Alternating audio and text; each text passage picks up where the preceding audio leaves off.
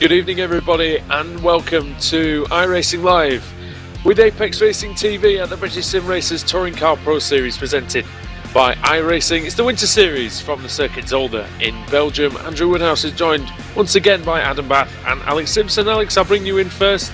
Circuit Zolder, it used to host, of course, the Belgian Grand Prix, and here it hosts 33 Angry Kia Optimas.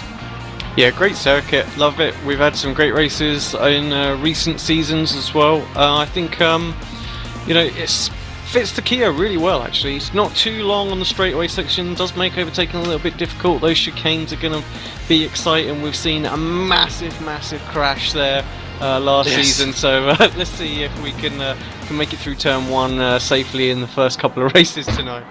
Yeah, 4 races tonight. Adam Bath, 10 lap races, of course, in this winter series. It's provided a lot of action, and you can tell us who's benefited from this new format. Yeah, we saw a lot of action last time out at Suzuka. 4 10-lap races there. 4 10-lap races once again at Circuit Park Zolder. Then, of course, next week we head to Phoenix, Oval, Summit Point, Road Atlanta, and Twin Ring Motegi, there it is, pronouncing it correctly there, to end the season. I'll get the standings up for you now as the page just loads in front of me, but Alex Smolensky was leading the standings going into Suzuka. He isn't leading it going into Zolder. Jamie Fluke leads the standings by 72 points. Alex Smolensky in second, Ben Hackerson up into third, Andreas Katz down to fourth, and David Baker, Mr. Ever Consistent, in fifth. In the AM standings, Robert Plumley leads that by 126 points over Richard Gore, with Jay Wright in third, John Roberts in fourth, and Max Wright in fifth. And looking over at the safest driver standings, which I don't think we've had a look at so far this season, Tristan Bodis leads that with Jamie Fluke in second, which does make sense after all, him being the championship leader. Alex Smolensky is in third in the safest driver standings, with Ben Hackerson in fourth and David Baker in fifth.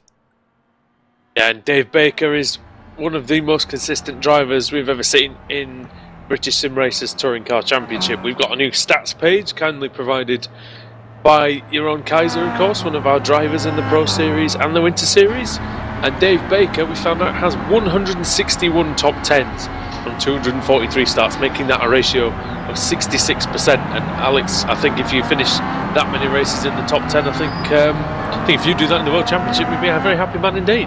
Oh yeah, too right. Give me some of those stats. I'll be dead chuffed with that. What we need though is I'm a bit disappointed with Jeroen, Adam, because it hasn't told us how many times Baker's finished 6th. Yeah, I think we need to add an extra field onto that. Literally. Do indeed. That's the key stat. Surely we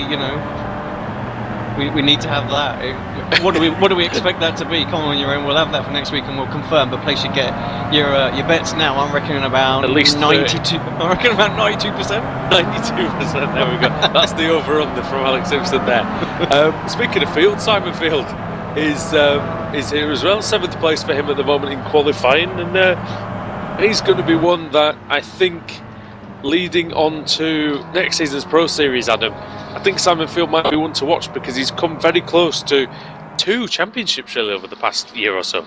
Yeah, he's always been there throughout the majority of the last few seasons, and he had a good run of form at the halfway mark last season, and I really thought he could have come with something in the showdown. However, those chances were sort of scuppered really at Interlagos. I think he had a few big incidents there, and it never really seemed to recover. But yeah, him and the Pete Newman Media team, they're always going at it. They have got some great drivers underneath them, and who knows, maybe they could have a good shot at getting either the Teams Championship or the Drivers Championship next season. Of course, I think they were the first team to get a 1-2-3.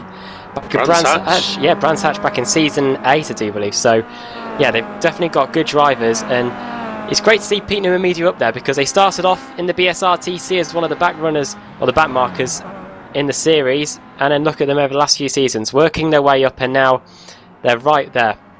Yeah, and of course it remains to be seen whether they will be in the 2016 Pro Series. We have a few rumours, we have a few things swirling around, Alex, in the paddock about who's going to be driving for who, but got a few promoted from the Kia Club Series, which finished just on Sunday with Pete Harrod taking the title. So Alex, we expect some exciting new additions.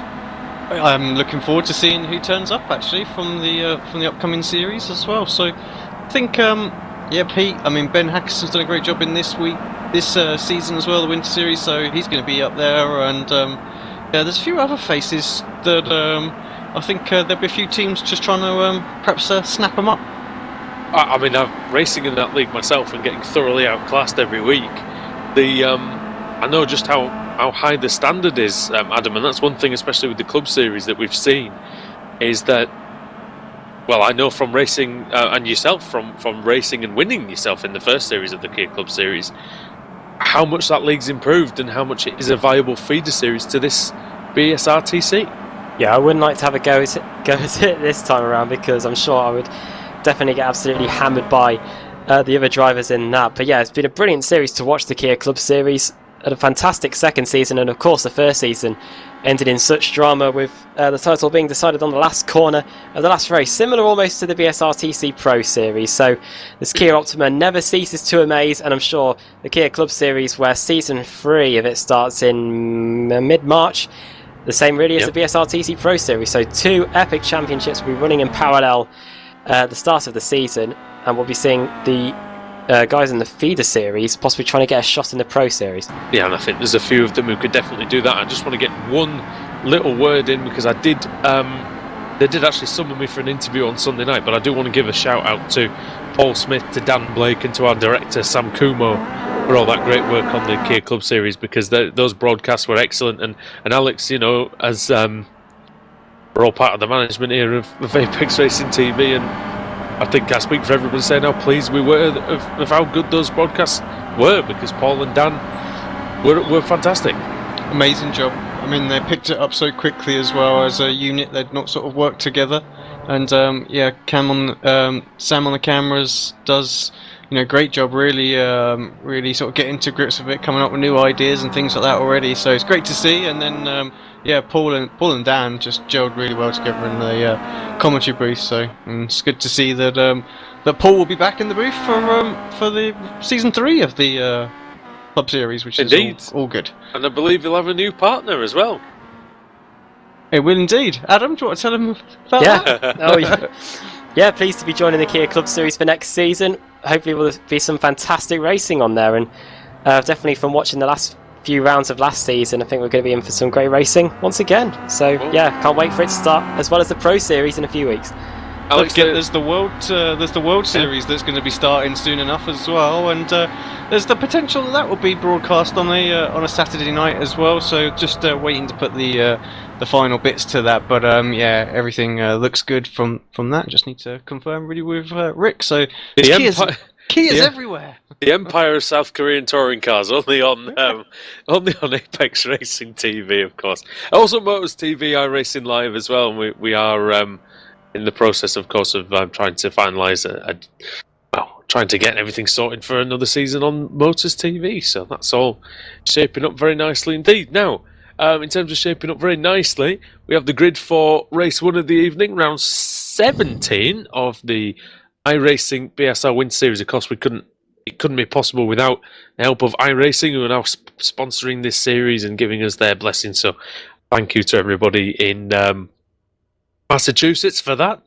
But it's Jamie Fluke on the front row here in Zolder in Belgium, with Andreas Katz alongside in second place, Daniel Kraft in third, with George Simmons in fourth, Julian Janowski and Alex Smolensky, 2 Bulgarians, on row 3.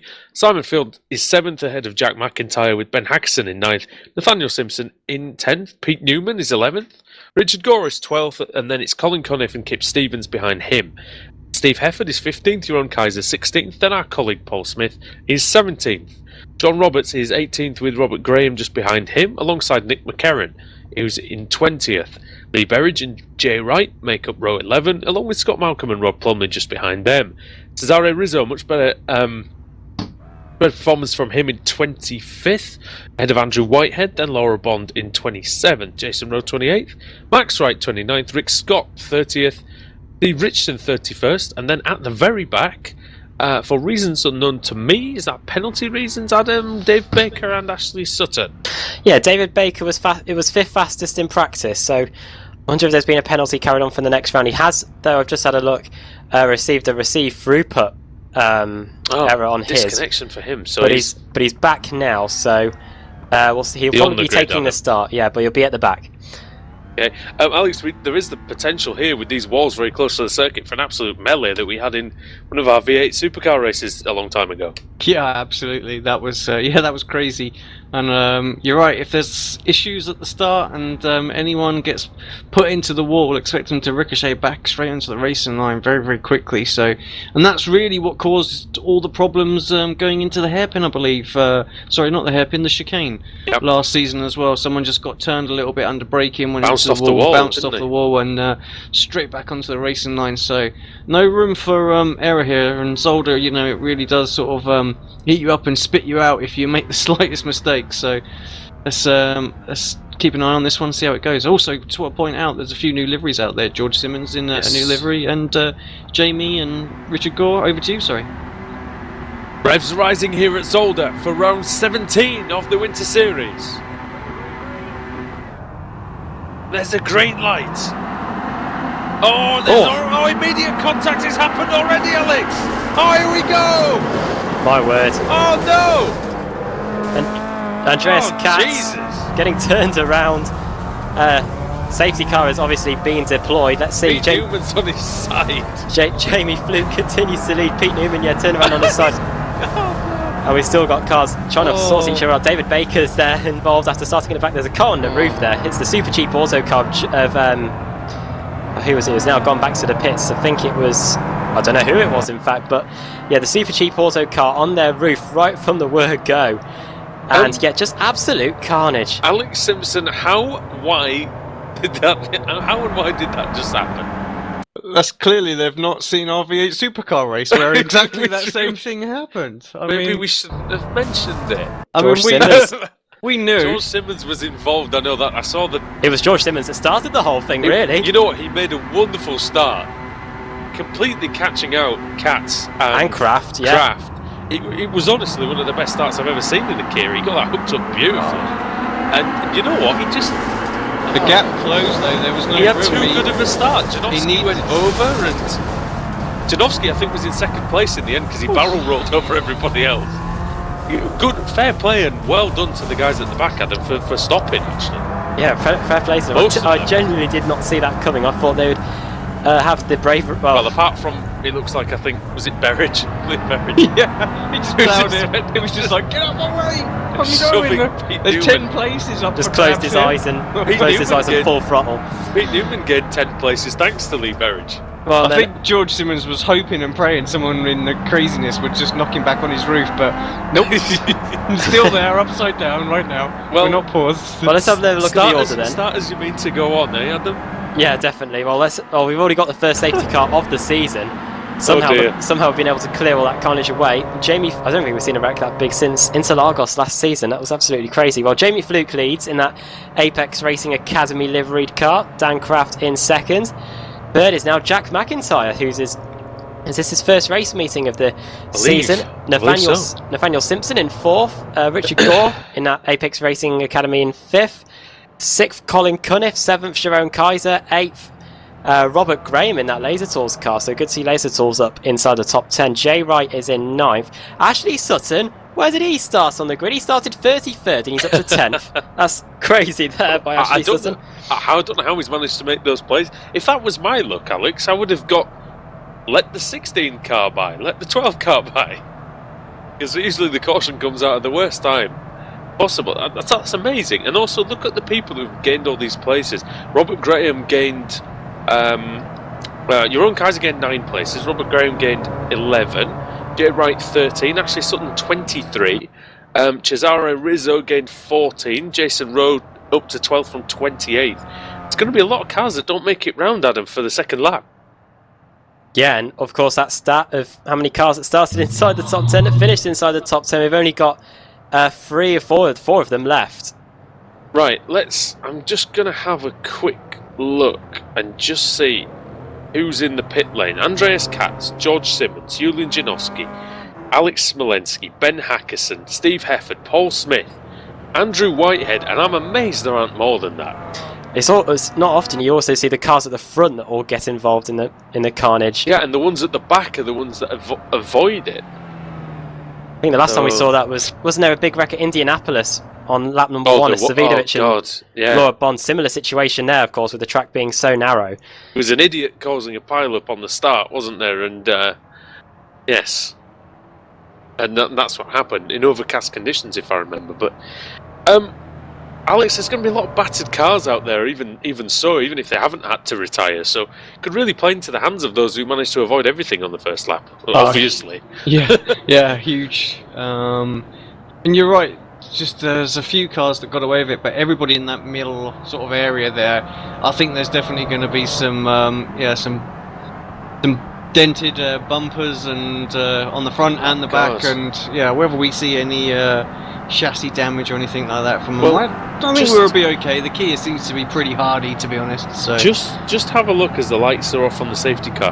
Just have a look at Simon Field and Pete Newman's cars. They're limping into the pit lane. I think they tried to take it round for a lap just to see how it would go, but it's not been successful. I think McIntyre's in the pits. Yeah, McIntyre's in the pits as well. So his perfect qualifying on the first meeting for him has just gone south there completely. So just to reiterate the order: Jamie Fluke leads, Dan Kraft in second, Nathaniel Simpson third, Richard Gore up in fourth. That's pleasing for him. Colin Cuniff in fifth, Jeroen Kaiser sixth, Robert Graham is seventh, Jay Wright is eighth. Ashley Sutton is now ninth, and now we're not sure about everyone else. McIntyre looks like he's out. Rizzo is 10th. Katz is out. Rowe is 11th. Scott is 12th. Berridge is still going. I have absolutely no idea how Berridge is still going. He's going to get absolutely swallowed up, you would think. There's a couple of... Who's got a clean car? We've got half a lap before the safety car comes in. Kip Stevens has a pretty clean-looking car. Shocking thing for me to say, I know. John Roberts-ish. Nick McCarran-ish. Max Wright-ish. Then Laura Bond, Dave Baker. Oh no, McCarran's car's fine. Laura Bond, Dave Baker. Plumley's car looks good as well, and Richardson as well. So they're the ones, Alex, who seem to have got away with it. Long old race still. I say long old race, obviously it's only 8 laps, but win this series it can change very, very quickly. So we've got a restart to deal with as well. We've got that first chicane to deal with on the restart. We never even got there before in racing conditions. So we could just have this all over again. The wreck seemed pretty bad, Adam, but we've only actually lost about 10 drivers. It could have been a lot worse than that. Yeah, of course, we saw, George Simmons on his roof, and maybe 1 or 2 others. So everyone else. There's a crash. Dear. Oh no! There's a crash. 74 car of.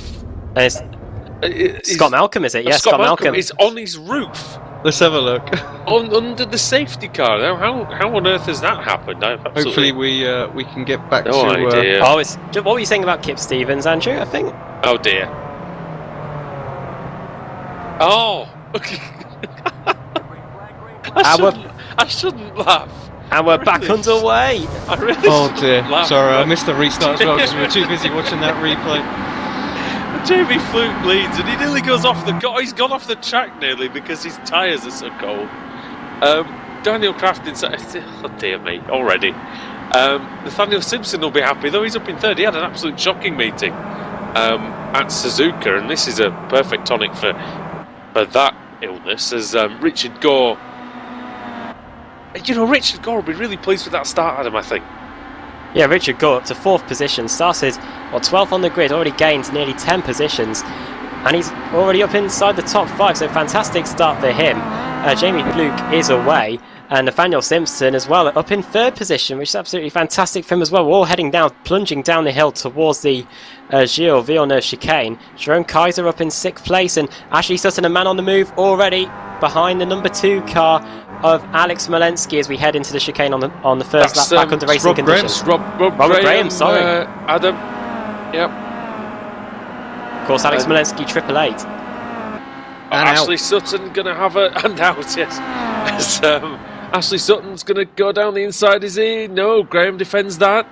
Late on the brakes, and he gets a good exit as well, Robert Graham. So can he defend that last corner, that last chicane from Ashley Sutton, who will be very late on the brakes? How late is Graham going to be? Oh, very late is the answer. Very nicely done indeed by Robert Graham, and that's tremendous defending by him. Laser Tools car. We've seen one out, one on his roof, possibly out as well. And but this one's defending beautifully from Sutton, who goes down the inside and may just do that, may just get that move done permanently this time. Sutton, and the Renault Clio Cup champion of 2015 is through into 7th position at it. Looks pretty tasty further up in 3rd, 4th, 5th. At the moment, separated just by 0.3 of a second. So. Yeah, Simpson just took Gore, Alex, into the first corner. And now he's going to take Kraft. Kraft's got serious damage, hasn't he? I think. Very slow in straight line there. Unless that was just a slow. Slow down for Simpson. There, he bounced over the curbs. Gets a bit of damage. Like a World Rally Championship driver going over a bump too fast at him. Oh yeah, it definitely took too much of that big curb on the inside of the chicane, and he's lost a few places now, down to 6th place. He was on the podium just a lap or so ago, but now he's fallen behind Kaiser and and Colin Cunniff in front of them. All that good work. Closing in on Dan Kraft as well. So yeah, all that work going to what? Here goes Richard Gore down the inside on Kraft. Kraft late on the brakes. He defended the outside line, but Gore surely has the straight line speed advantage here. There must be aero damage on that car of Daniel Kraft. Oh, on the side by side, they're touching into the braking area. Gore trying to go around the outside in the chicane. Ooh, they just about make it through. Good driving, Alex, that time. Colin's got a good run though. He looks like he's going to try and box him in here, I think, behind his teammate. Can't quite manage it. Oh, that wasn't going to work. Richard Gore. Bit of a gory ending for him if he's in the gravel. Yeah, you're right. It wasn't going to happen, was it? Kraft was still there. There wasn't a room to turn in. Oh, around the outside, Cunniff. The teammates going at it. It's a good move by Colin Cunniff that time. Kaiser poking his nose down the inside. Very brave there. The Dutchman.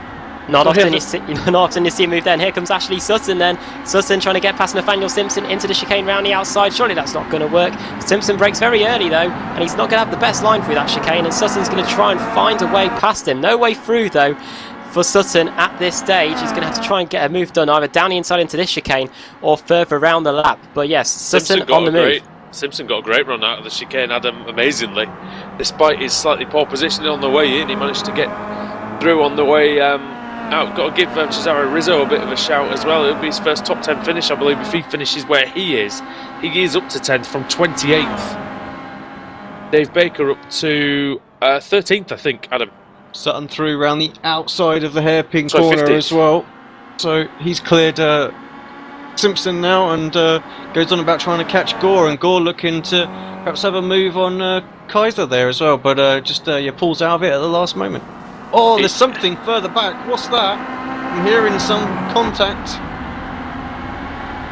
Sure, what that was? Was it the group of? I'm not sure where it was, but it was something somewhere. So, did the group of McCarran, Baker, and Roberts possibly? Okay, yeah, I don't know. I heard John something. Roberts down the inside of Lee Berridge. Sorry, Lee Berridge in the. What was the Eurochip digital car? I'm not sure whether that still is. David Baker past Nick McCarran as well, so Baker into 13th place. Berger and Roberts battling away. Roberts, who somehow managed to sive his way through the wreckage on that opening lap. In fact, we have lost Jason Rowe. I think that might have been what it was. Alex, the problem that you heard there. Oh, Jason Rowe was on his roof. That was probably it. There we go. Coming out of the chicane before the last corner. Sorry, Andrew, starting up the inside, which will soon become the outside of Richard Gore. Late on the brakes, sweeps across. We're on board. We can see that great move. Very confident at the moment, Ash, and goes straight on the offensive for Kaiser as well. I want to try and pick up a couple of places as soon as possible. I think 4 laps to go. He's still got the potential to get a second place maybe out of this, but I think the win's definitely out because Fluke is flying. 7.3 seconds in front, and Adam, we've seen this a lot from Jamie Fluke in this Winter Series. Yeah, we have, and of course we saw in the Pro Series as well, took a few victories there, and this is why he is the championship leader, his ability to make that gap right from the get-go, build up a few seconds, and no one's able to catch him after that, and Sutton is probably is equal. What's going on, Alex? Laura Bond and Rick Scott are coming together at the hairpin, and poor old Rick He's been sent into the runoff area. I think he avoided contact with the wall just, but yeah, he's way down now in 19th place. Yeah, he didn't hit the wall, but it didn't look like he could didn't get going particularly quickly actually that time. Sutton and Kaiser going at it as well. Battle for 5th and 4th. Kaiser and Sutton nearly coming together there, but Sutton's able to just shove it down the inside. Will Kaiser try and get him back though as we head down towards the chicane? They're very close here. And looks like Richard Gore trying to join in the action as well in that Apex Racing Academy car. Is Gore going to try and lunge it down the inside? No, thinks better of it. Sutton just makes that chicane and Sutton's now up in position. There's Sutton and Kaiser, no love lost there. Battles at Interlagos were legendary, of course, last season. And Sutton's going down the inside of Daniel Kraft. And there is resistance there, and Kraft shoves him off into the grass. Kaiser Kaiser that time. Right there. And Richard Gore's looking around the outside of Sutton. Doesn't have the momentum, though. Not enough to get past him anyway. Down towards the hairpin. Simpson Sutton up the inside very as late well. on the brakes. You can see the car wiggling around. And Sutton hard on the brakes there and manages to get the move stuck on your own Kaiser. Great series of corners there by Ashley Sutton. And Rizzo's off at the hairpin. So he's lost positions to Baker and to Roberts. I wonder if there's a collision with Roberts. That would make sense. It was. John Roberts went down the inside of the hairpin, hitting Rizzo, and Rizzo ended up off the track and Roberts with a slowdown. Yeah, Baker working his way up as well into 8th place. It's all about this little pack ahead, and Ash is closing back into Dan Croft. I'll say closing in, he's well and truly alongside. Roberts side by side with McCarran as well. He's just going to make the corner. He just runs out a bit wide. That's going to give Kraft the opportunity. He has to cut across Ashley Sutton now on Dan Kraft. These two, of course, former teammates. Kraft now forging his way through at Friction Racing, and he gets hit from Kaiser. And he has to cut the chicane. Luckily, he manages to hold on to the car, but that'll be a slowdown penalty for Dan Kraft. That will allow Sutton back through, and most likely everyone else in this pack. Oh, and Kaiser, there's hardly any room there. Through he goes. Oh, down the inside goes Kraft. There's going to be contact. Surely there was a little bit of it. Gore's trying to go around the outside, but again, same problem he had last lap. Adam's struggling a bit with the momentum, but he does just about get an overlap. I was surprised at how quickly he was able to serve that slowdown penalty there. But yeah, Dan Kraft just holding on in front of Simpson, who's now trying to get past down the inside. There you go, into the hairpin. Kaiser might have just got hit there by Kraft as well. So side by side between these two heading down towards the final chicane. And Simpson and Graham as well. Richard Gore making a breakaway as well here. He's trying to get away from these lot. They've all sorted each other out through the chicane. Robert Graham and Jay Wright bringing up the rear of this battle. We're heading on to lap number 10, the final lap of the race. Yeah, Jay Wright will be pleased with this. He's up to 9th. He started 22nd. He's having some side-by-side action with Robert Graham, but nothing coming of that. Seems like the battles are finished now inside the top 5, at least temporarily. Robert Graham, Nathaniel Simpson. Now Jay Wright right on the back of there of Graham. Through this right-hand doing down towards turn 3, this 90-degree right-hander which leads onto the back straight, which is directly parallel to the pit lane here at Zolder. Good run by Wright. Gets a good run, yeah, let's see what he can do. And at the same time, Simpson's got a good run on Dan Kraft as well. So we'll see what happens between those two heading down towards the chicane. Simpson gets past Kraft. Will he make the chicane? Yes, he does, just about. We'll see if Kraft can get a run on the exit. And Simpson's having to go on a defensive now. Kraft's going to have the inside for this kink, Alex, but he's not close enough in the chicane. No, nothing going there, just too far back. Whatever damage he picked up, it was just enough that even in the draft he can't do anything, so he's just been defending all he can for this race, but so that's it. One corner to go for Jamie Fluke then, well, two, just the chicane, the final chicane. Jamie Fluke turns left, then right, and he's going to come across the line and he's going to take the first round here at Zolder. Oh yes, Jamie Fluke. Fantastic victory for him. 10 seconds he won by. Colin Cunniff in second as well. An excellent result for him. His results are getting better and better. And a wonderful 33rd to 3rd for Ashley Sutton. And then it's this squabble, Adam. Well, Kaiser managed to get Gore as well on the line, the last didn't lap. he? Yeah, I think last lap, yeah. We'll see if he did that. Yeah, and Richard Gore finishes in 4th position. I'll see what happened between them. Oh, I'm just trying to look at it. It looked like Kaiser come across the line ahead Oh, of he him. lets him through. Richard Gordon must have picked up a slowdown. There we go. Well, I'm trying to explain some reason why he let him by on the final lap. But yeah, Jerome Kaiser finishes in 4th position. Richard Gore 5th. Nathaniel Simpson in 6th. Dan Craft in the end in 7th place. 8th, Robert Graham. 9th, Jay Wright. And 10th. In the end, David Baker from 32nd on the grid as well. So cars have finished inside the top 10. We have 1, 2, 3 that started inside the top 10. Then running you through the rest of the finishing order: Lee Berridge in 11th, 12th Nick McCarron, 13th John Roberts, 14th Max Wright, 15th Andrew Whitehead, 16th Steve Richardson, 17th Laura Bond, 18th Rick Scott, and then the cars 1 lap down or more, only 18 cars finishing here at Zolder. Cesare Rizzo in 19th, 20th Robert Plumley, Jason Rowe 21st, Alex Malensky 22nd, Paul Smith 23rd, Kip Stevens 24th, 25th Scott Malcolm, 26th Pete Newman, 27th Simon Field, 28th Jack McIntyre, 29th Steve Hefford, 30th Julian Janowski, 31st Ben Hackerson, 32nd Andreas Katz, and lasting only a few metres, 33rd after starting 4th on the grid, George Simmons. Alex, we saw a couple of the drivers making their way around after the first lap incident and just doing a couple of laps with damaged cars before they had to pit. That's actually worked out pretty well for the likes of Pete Newman, who only did 2 laps, but that was enough to get himself inside the reverse grid places. Yeah, makes all the difference, and you never know. Well, everybody's inside the reverse grid places, aren't they? You may as well. Well, everybody is, yes. But it's always, the motto is though, it's always good to keep going, isn't it? Because you never know what might happen. You might get yourself a pole position. Interestingly, someone's stolen me wheel button that I pressed, so you have to give me a second just while I get Stolen it? While I get it ready. Yeah, well, I can't bring the wheel up. What's going on? This is not right. Right. Yeah, take us through who it's going to be, and while that's doing that, I'll get it sorted. Well, let's have a look then at the cars eligible for the reverse grid. I've never heard of that before. 15. Oh, it's now 16 down to 26. No, it's 15 to 25. We discovered. Is it? Yeah, we're missing one, aren't we?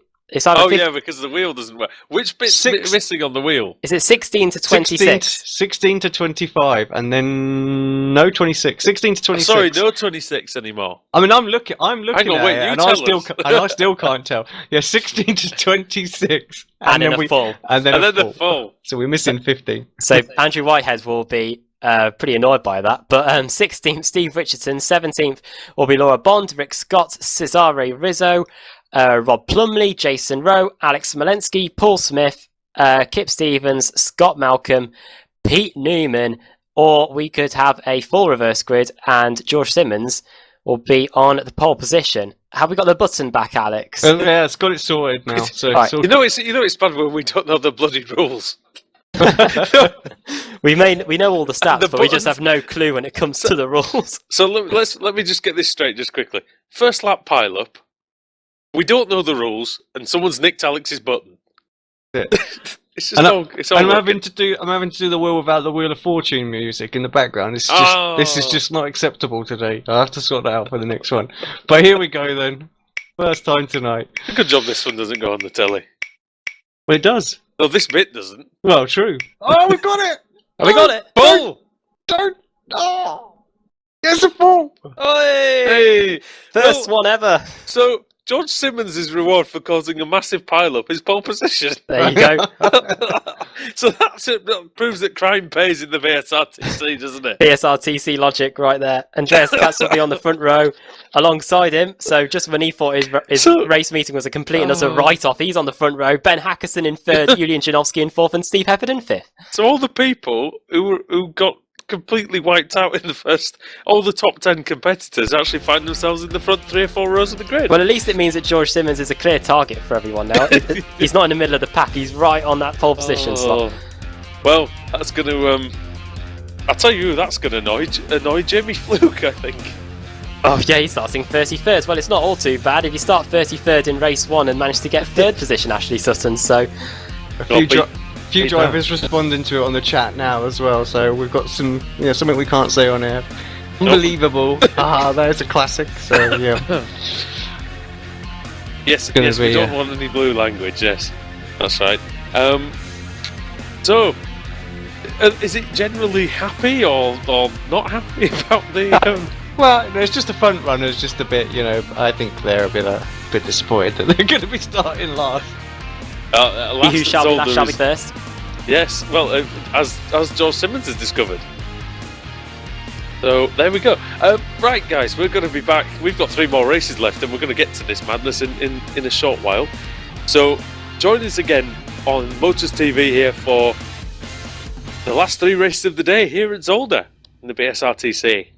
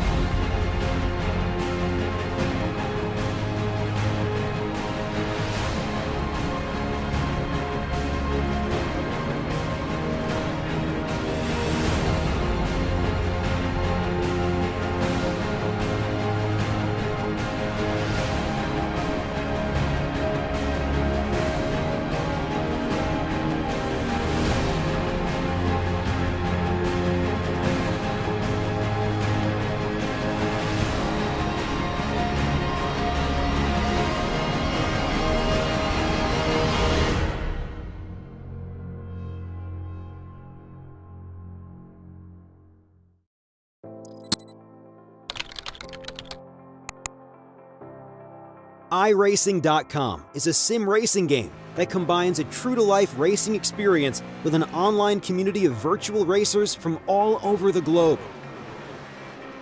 iRacing offers a multitude of officially licensed cars and tracks, laser scanned with millimeter accuracy. Their car models and mechanical systems are based on real-world physics and engineered in cooperation with manufacturers and race teams. iRacing's web-based interface allows members to compare stats and test drive any combination of car and track instantly. Their skill license system ranges from rookie to pro, ensuring members are always pitted against those with similar skill sets. Members are able to sign up for a weekly race series, compete in time trials, host a private race with friends, and participate in racing leagues created and run by the community. With over 60,000 members, iRacing works in partnership with renowned motorsport organizations like SRO Motorsports Group to deliver virtual races based on the real-life Blancpain GT series. iRacing's Blancpain Endurance Series features team racing, giving members the ability to build a team and participate in races ranging from 3 hours to 24 hours. Additional partners include NASCAR, IMSA, V8 Supercars, IndyCar, allowing members to race in their very own 24 hours of Spa, Bathurst 1000, Daytona 500, and many more. iRacing.com, delivering the most authentic racing experience short of getting into a real race car.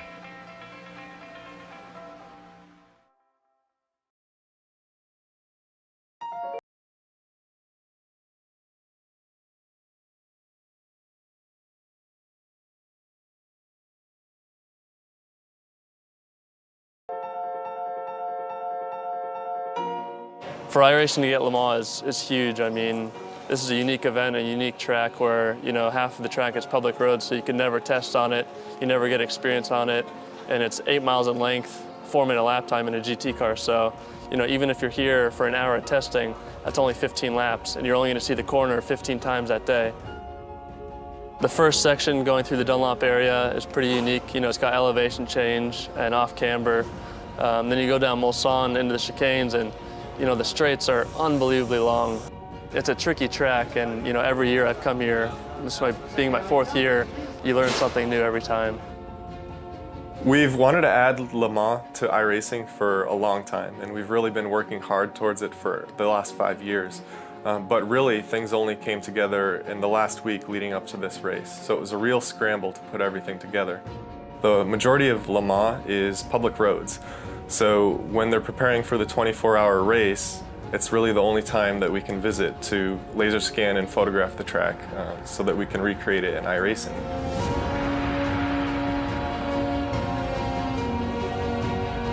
We work closely with the ACO to get essentially exclusive access to the facility and everything that we needed to get the laser scanning and photographic reference that we need to create the track. We were very fortunate to be at Le Mans at the most important time of the year and gain that experience of being there. And we're going to really do the best we can to put that into our work and making sure that the Le Mans in iRacing is the best Le Mans, the most exciting.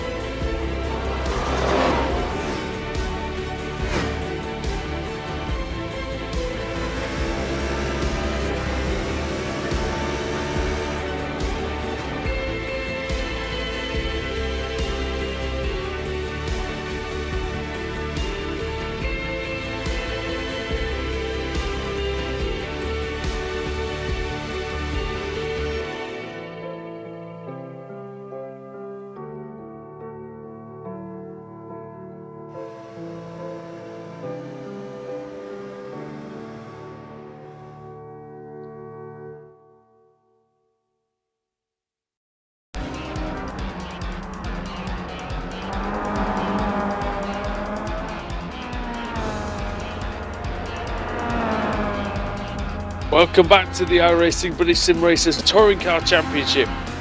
It's Circuit Zolder, it's the third race of the evening, and we're here again for 10 more laps around this historic Belgian circuit. Andrew Woodhouse with Adam Bath and Alex Simpson. And Alex, I'll bring you in again this time. First of all, we've had two, shall we say, very eventful races, two safety cars. First two safety cars we've seen all season, and is it going to be a hat-trick? Could well be. I mean, we picked up at the very start of the broadcast really exactly what this track was like and what can happen, and you know, there's just nowhere for the cars to go, and both safety cars have come out because there was a little accident, someone into the wall, ricocheted back onto the racing line. Huge grids here. I mean, 32 cars again is probably the only league that I can see on iRacing that constantly pulls in those sort of numbers, you know, for 10 seasons straight.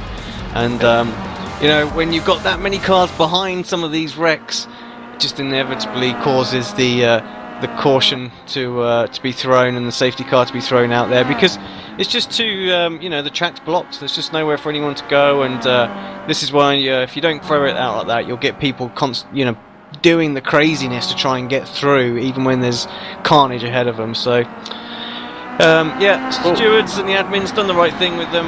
Will we see a third one? Well, I'm hoping the guys will calm down a little bit and won't want me having a good old bash at them on the comms, but they'll probably just think, "Oh, shut up, Alex," and get on with it and do the same thing again. But you know, I hope they're taking it on board. Adam, the marbles are going to be more of an effect here as well, because we're not going to be able to see as much of that side-by-side racing and overtaking as what we saw before. Yeah, the third race is where the marbles really start to appear on the racetrack, and yeah, David Baker and Ashley Sutton battling their way away through race 2, even with the marbles building up. And we saw, it was race 2 at Silverstone when we saw the side-by-side racing like that. So yeah, the marbles will definitely be a major factor in the next 2 races. Of course, Richard Gore is on pole position. There he is on the pole position there, with Jamie Fluke in second, Apex Racing Academy cars on the front row, Colin Cunniff in third, Julian Janowski fourth, Kip Stevens is in fifth, Nathaniel Simpson sixth, Flora Bond seventh, Rob Plumley in eighth, Simon Field in ninth, and Pete Newman in 10th. Yep, and the race winner of race 2, Ashley Sutton, in 17th, with Dave Baker just in front of him. So we're just about ready then for the start of the third round of the evening of the iRacing British Sim Racers Touring Car Championship.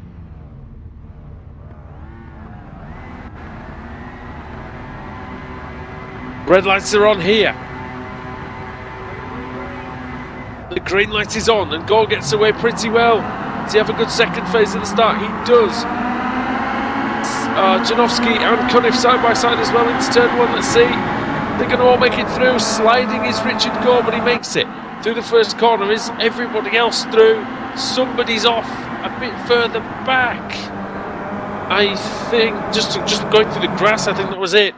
So everybody's making it through turns 1 and 2. Pretty clean start, Adam. Yeah, and Janowski and Cunniff sort each other out. And here comes Kip Stevens, to try and get past the Scotsman there of Colin Cunniff. Those two are going to be side by side heading down towards the first chicane. No, they're not. They just sort each other out there. And the 2 Apex Racing Academy cars going at it right from the get-go there. Fluke versus Richard Gore, of course. Jamie Fluke won race 1. Are they all going to be well behaved into the chicane this time, Alex? Yeah, they are. There was a tiny little crash, I think, just involving Rick Scott. Might have been on his own. He lost it coming out of onto that sort of back straight and spun. But yeah, everybody else seems to be okay. A few slowdowns. Some slowdowns going on into the second chicane. Alex, Richard Gore's in serious trouble here. Down the inside goes Jamie Fluke. No way through early though. And here comes Julian Janowski. Janowski took his first win in the BSR last time out at Suzuka. Yes, indeed. It's been a long wait for the Bulgarian, but he managed to finish on the top step of the podium. That's where everybody wants to be. And Richard Gore, he hasn't yet visited that top step, Adam, I believe. I don't think he has, and coming around to complete the first lap. He's led the opening lap here after starting on pole position. The amount of times he's had reverse grid pole, and it's very hard for me to believe he hasn't won a race. Of course, we'll have a look on Jerome's sheet during the race to see if he has, but yeah, he's out front at the moment. No, he hasn't. So Richard Gore, despite all those reverse grid poles, still yet to take a victory, but this looks like to be his best opportunity yet. He's led the first lap. 103 starts before tonight, 17 top 10s, no race victories, but he does have many class wins in the M category, of course. So, very capable driver is Richard Gore, and Alex, you wouldn't have signed him up if you didn't know that he was good. Well, that's it. And I think, Richard's slowly improving as well. We've seen him creeping up in the order on the grids, and I think, it's only a matter of time before he just finds that extra couple of tenths of a second that's going to see him, be able to mix it in the top fives. Definitely smooth and consistent, as is his teammate Jamie Fluke. Doesn't make too many mistakes. Either does the Irishman. Rob Graham, sorry guys, Rob Graham and George Simmons here having a little battle. Simmons is going to get that place, I think, and so up into 20th place for George. Ashley Sutton on the move as well. All bit of contact there with Rob Plumley down at the hairpin. This is over 9th and 10th. Sutton through into 9th, and Berridge trying to get past Kaiser as well. And is I saw Paul Smith. Yeah, there is Paul Smith. After getting turned around by Kaiser, he's now battling away with Kaiser going into the final chicane. Jay Wright was off at the Gore as well. Gore's had a slowdown or something because, actually it looks like he's hit the wall. Major problems. Major damage for Richard Gore. They're all swerving to avoid him. They didn't realise he was there. Let's see what that was about. He clobbered a curb. He clobbered a curb. That's what happened. Broken the suspension, I think. Yeah, he clobbered one of those curbs on the inside of the final chicane. Never seen that before. Have a look at this. Damaged the front of the car. And he's got a slowdown, I believe. Crazy. Yeah, slowdown. I think the slowdown's what is the main reason he slipped back. But you're right. To get that damage.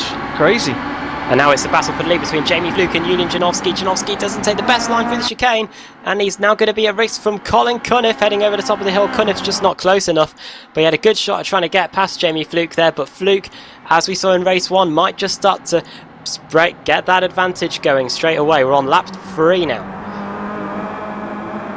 Yeah. Kip Stevens as well, closing in the back of Colin Cunniff now. Sutton up to 6th as well. Yeah, any moment now. Pete Newman obviously trying to hold off. Who's that behind him? Laura Bond. Laura Bond going around the outside as well. Sutton's off. There's a lot of the exit there, the runoff. Oh, someone way off at the back into the tyre barrier. I think that was a super cheap auto car of who was it? It was George. Seven a mare. George Simmons, yeah. In that super cheap auto car, not having a good race at all, but it's all going off at the front. Look at this, Apex Racing Academy car there, there's Jerome Kaiser's there, and there's Lee Berridge as well, all trying to source each other out. This is just outside the top 10 into the first corner, and they hit the Apex Racing Academy car of Richard Gore, and Gore's now going to come back on in front of Berridge. Kaiser's on the outside, Lee, be careful of him, and now he's going down the inside and hits him. He hits Gore, and Gore hits Kaiser. Kaiser's in the gravel. See, Gore has got damage, and the guys should be able to get past him fairly easy. They just need to be a little patient rather than throwing these rash moves up the inside. It's definitely the suspension damage, huge damage somehow. So crazy. And they know, though, Alex, that there's that big gaggle of cars just behind them. They want to get through Gore as quickly as possible because it also provides a bit of an escape route.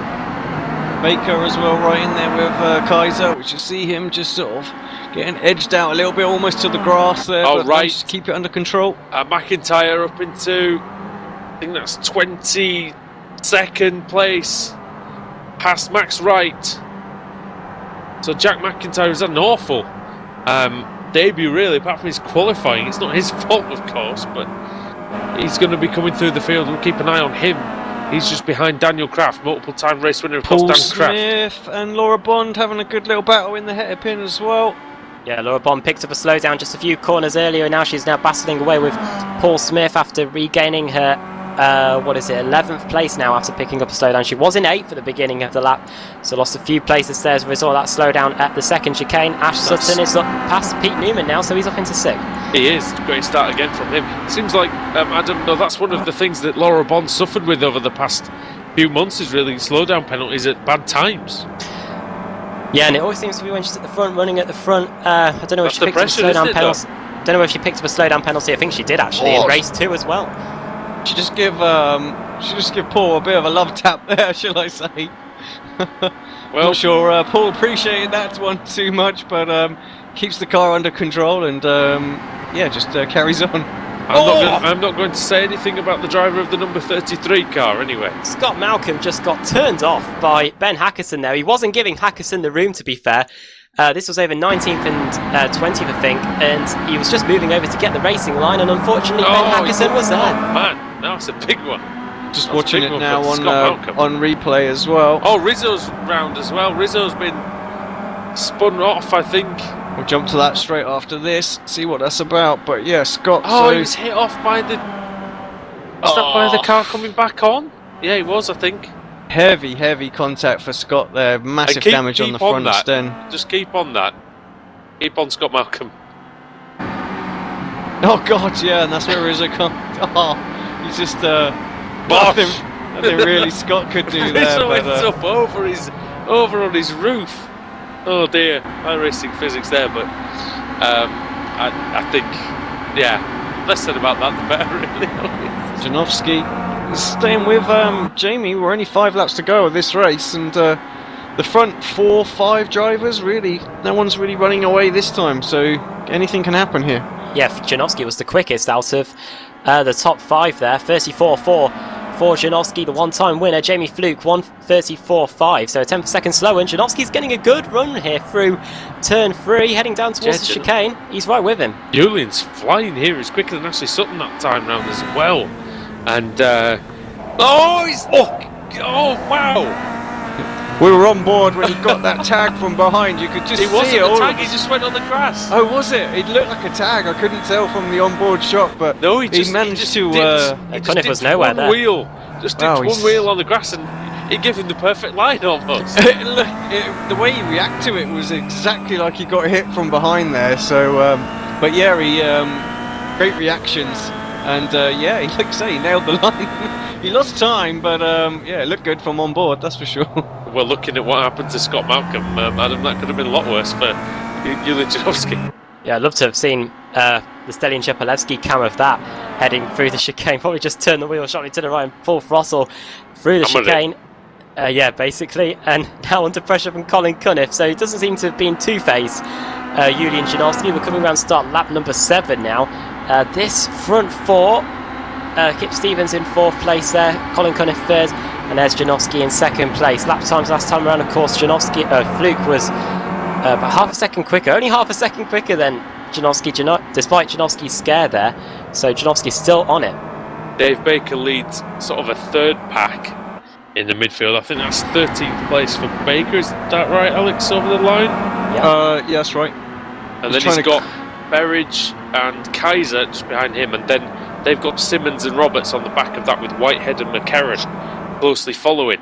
Happened to McIntyre? Has McIntyre been in the wars? Definitely looks like it. Yeah, big time damage on that car. He was in front of Dan Kraft. Started 27th. Oh, is that a... It's got damage on both ends of that car, so it's been pretty hefty. Hackerson's been off as well. Yeah. What happened there? He's had contact with McCarran. And he got turned into the outside wall. Coming on to the good battle here. Good battle. Smith I think actually got slowdown penalty or something there, because he's all of a sudden he's let Bond and Gore through as well. So he just wanted to battle with Richard. That's it. They were battling all of last season. At least for the second half, hadn't they? Yeah, definitely. And whenever one would get a 0, the other one would most likely get a 0 as well. And Paul Smith looking to the inside there, going into the hairpin at the far end of the racetrack. Those two are closing in, of course, on Laura Bond, the car in front of them, another AM driver last season. Heading down towards the chicane, Gore's just not close enough. It's so hard to overtake him. And Richard Gore, who was in the lead a few laps ago, of course, picked up a damage on that inside curb. Look at Baker, he's right there now on the back of this pack, and Dave Baker, who's the Season 7 champion, of course, closing in on this group of fairly successful drivers in their own right, as Richard Gore goes down the inside of Laura Bond. Bond stays the course on the inside. She's now got the inside line for turn 2 as a new Obsidian car comes out of the pits, as Steve Richardson 1 lap down. He'll be wanting to score some points though still. Down the inside goes Gore. Is there enough space? Just not enough space, but Smith's gone out wide. He's been hung out to dry there, and David Baker goes through. So Baker into 12th, Smith down to 13th. And Berridge has been shuffled back a bit by Simmons and Kaiser. And just behind them, you've got that battle sort of. Roberts on the grass. Roberts over the chicane. Oh, he's looking to keep that, but he's going to get a slowdown penalty almost certainly here. May have to serve that. You'll have to probably give the position up to Whitehead and to McCarran. Well, he might have got away with that, Adam, I think. It looks like he just got away with it there.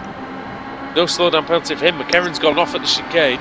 I've got to say, with this Kia Optima, with the understeery tendencies, Alex, it's going to be pretty nasty through some of these chicanes towards the end of these races. Yeah, I think you're right. We're just looking at a replay there of Roberts going across. Looks like he lost sufficient time to be able to serve the penalty, so Plumley's pretty quickly. Plumley's just lost a ton of positions. McCarran's out as well. I think that might be a disqualification. Could be. Roberts was off again in the tyre wall, so yeah, and McCarran just some sort of go down the inside of Bond again. On defensive position. They all went out wide. But yeah, they've got no Rob Plumley in front of them. That's because Plumley made a small mistake going into the hairpin and it made him lose all those positions. He's now down to 13th place, but go around the outside. Look at Baker as well, Adam. Oh, there we go. There's some contact. And now Baker's got nowhere to go. Smith. Smith down the inside. Great opportunistic driving there from Paul Smith. Now they're going to be side by side with Baker. Brilliant move by Smith, but can he make it stick on Dave Baker? It's going to be difficult. Be a difficult one into the chicane for Smith, and Baker outbrakes him, and through goes Dave Baker. So very, very good racing. Great opportunity from Smith. You saw the conservative driving from Baker there, Alex, but you know that's why he's so successful, because he doesn't get involved in things like that. Yeah, exactly. He almost lost a place because of it, but yeah, better to lose a place than smash up the front end. Yeah, exactly. Janowski's not been able to get back to Cunliffe after that initial burst. Ash Sutton's Sutton is with Simpson actually now, and Ashley trying to get up the inside, but he's not quite managed to get that run. Ashley Sutton out of that final chicane, but he's closed up a 5-second gap to Nathaniel Simpson in the duration of this race. He's going to go down the outside. He sweeps to the inside. And Simpson's going to try on the outside. There's contact in the quarter panel. But this time none of the cars are moved out of the way. And this time Ashley Sutton gets up into 5th place. So good driving from him. A bit forceful, but it worked. Yeah, he managed to, at least it didn't force Simpson off the track. He kept him on the racetrack there, and Sutton now up into the top 5 once again, where he's been all night so far. Final lap of the race then. Jamie Fluke leads Janowski by 7/10 of a second. Colin Cunliffe in 3rd, Stevens 4th. Sutton now in 5th. 6th is still Nathaniel Simpson, who's closing in on Sutton under braking there. And then we've got Simon Field arriving on the scene as well in 7th. Yeah, and Janowski 0.3 of a second quicker than Jamie Fluke that time. So Janowski's really on it today. I don't know what he's had for breakfast, but I want some, whatever it was. And he's really building on that first win, Adam. Definitely 2nd place here. Definitely shaping up for a good title run perhaps here for Julian Janowski. I have to see where he is in the championship. He is That's if he 11th. Does finish 2nd. He's got to gush at the last couple of corners, but it's definitely going to be, it's almost certainly going to be a double win for Jamie Fluke. He won the first race by 10 seconds. He's not going to win it by 10 seconds this time. Janowski closing hard at the end. He's gone off the track. Oh no, has he hit the wall? I know, he just avoided it. Oh, Janowski with the heart in his mouth there as he crosses the line in 2nd place. Colin Cunliffe is 3rd. Kip Stevens in 4th. 5th for Nathaniel for Ashley Sutton, and then it's Nathaniel Simpson. But the Baker and Bond just looked like Baker was trying to steal a place. Yeah, well, just give Laura a little nudge, get her loose, maybe lose the momentum or something there, but it just didn't quite work. You know, he tried to give her a nudge and he clipped through the rear bumper. That's typical, isn't it? You actually want to hit the other car and you can't. Fair play though. 10th and 11th for those two. Plumley in 12th. Something happened to Paul Smith. He's dropped down to 12th. I was going to say probably, yeah. Something's probably happened. Something's happened to him. And, let's have a look. Final lap. Finishing. I don't think he's actually. Oh my word! He's been involved in a huge incident here. Plumley and Simmons battling behind. Plumley gets hit and takes out Smith.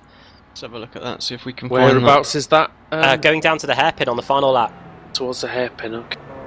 I think Simmons hits Plumley, or does he? Oh, does he Oh, not? and they're miles back, aren't they? Simmons completely missed his braking point, I think. Oh man, they're miles off the braking area, aren't they? Oh, and Simmons, whacked Plumley up the arse. And Plumley was on the grass. And then into...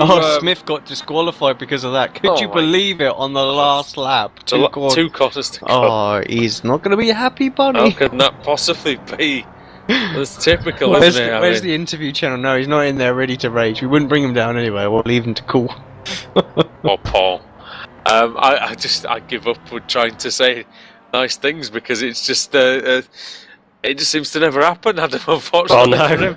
Just when it looked like he was having a good fight back through the pack. Where did he start, actually? I'll see where he started. But yeah, it didn't seem to work out for him in the end. He started 19th, and it got to within the region to the top 10. He does have a silver lining in that he is eligible for the reverse grid. However, also eligible is George Simmons. Who See what happens there. Maybe it's possibly slightly unfair, I don't know. But again, an accident caused by Simmons. This is 3 or 4 out of the last 5 or 6 races that he's been involved in crashes that have caused other drivers to retire. But at least if he ends up on pole position with Smith alongside, we could see some fireworks. At least we've had more than 20 cars finish a race today. I think we've had 18 finish the last 2 races. But let's run you through the finishing order then. From the third race of the evening. No, we had 23 finishing the last race. Oh yeah, did. And what's your stat though? Your stat's in quite good shape for this one. Everyone bar Plumley finished in the top 10. Everyone bar Plumley, yeah. So, that's a pretty good result by everyone. Let's run you through the finishing order. And Jamie Flick takes the second win of the evening, with Janowski in second, Colin Cunniff in third, Kip Stevens in fourth, and Ashley Sutton in fifth. Tell you what, Friction Racing have got a whole load of consistent drivers underneath them. We had Dan Kraft last week at Suzuka having consistent finishes, and Colin Cunniff, same happening for him today. Then in 6th, it's Nathaniel Simpson, Simon Field in 7th, 8th, Pete Newman, 9th, Richard Gore, and 10th, Laura Bond, 11th, David Baker, 12th, Rob Plumley, 13th, Sharon Kaiser, 14th, Lee Berridge, 15th, Nick McCarron, 16th, Andrew Whitehead, 17th, Dan Kraft, 18th, John Roberts, 19th, Alex Malensky, and 20th, it is Max Wright, 21st, Jason Rowe, 22nd, Rick Scott, 23rd, Jay Wright, and then the cars 1 lap down or more. Paul Smith there, disqualified on the last lap, 24th. 25th, George Simmons, 26th, Steve Richardson, 27th, Ben Hackerson, 28th, Jack McIntyre, 29th, Robert Graham, 30th, Steve Hefford, 31st, Scott Malcolm, and then 32nd, Cesare Rizzo. Alright, well, Alex, who's it going to be?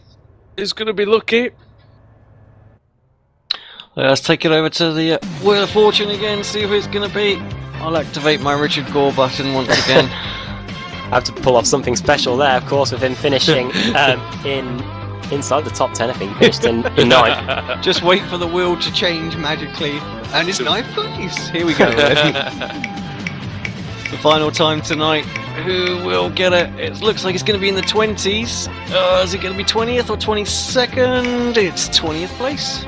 That's Max Wright then onto pole position with Alex Malensky in 2nd, John Roberts in 3rd, Dan Kraft in 4th, and Whitehead in 5th. Well, that'll just please Paul Smith even more, won't it? Yeah, I was hoping you'd say there'll be a 24th place in there somewhere, Alex, but no. I would hope so. No, he's going to be back in 24th place and as raging as ever.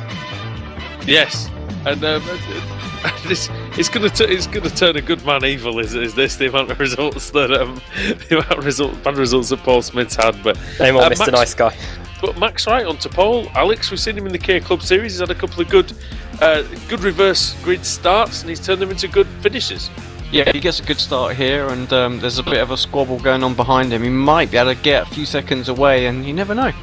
He did at Monza, and it was very good performance from him there. I can't quite remember whether he won the race or not, but I know he was leading it for a great amount of time. So, 3 races down, 1 to go. We've seen such an eventful race meeting so far at Zolder that why would you want to go away for the 4th race? We will want to see you back here on Motors TV, Apex Racing TV, and iRacing Live right after this commercial break. We will see you in a couple of minutes.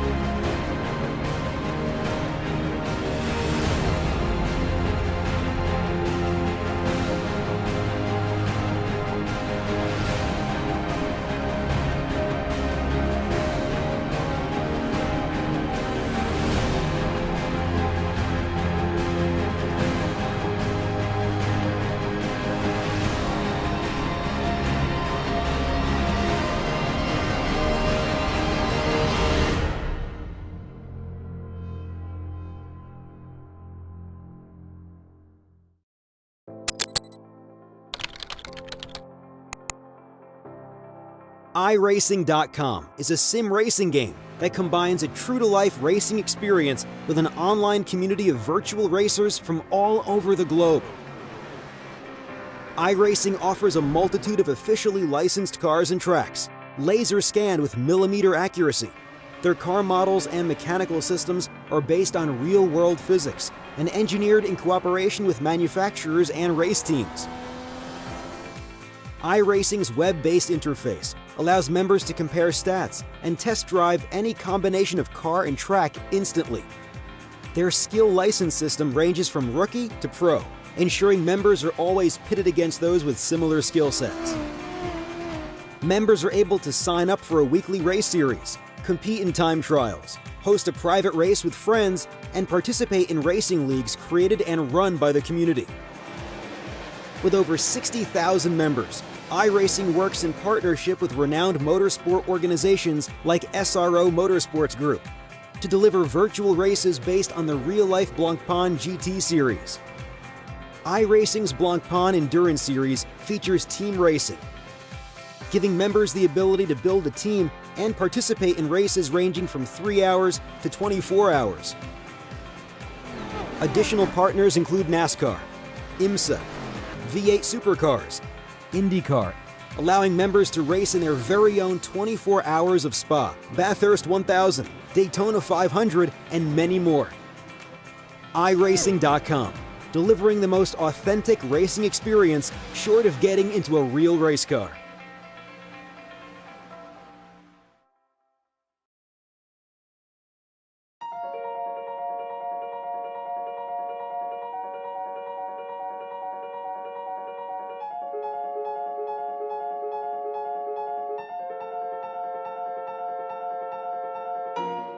For iRacing to get Le Mans is huge. I mean, this is a unique event, a unique track where, you know, half of the track is public road, so you can never test on it, you never get experience on it, and it's 8 miles in length, 4-minute lap time in a GT car. So, you know, even if you're here for an hour of testing, that's only 15 laps, and you're only going to see the corner 15 times that day.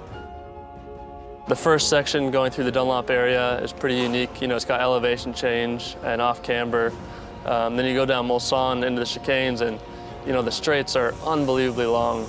It's a tricky track, and you know, every year I've come here, this being my 4th year, you learn something new every time. We've wanted to add Le Mans to iRacing for a long time, and we've really been working hard towards it for the last 5 years. But really, things only came together in the last week leading up to this race, so it was a real scramble to put everything together. The majority of Le Mans is public roads.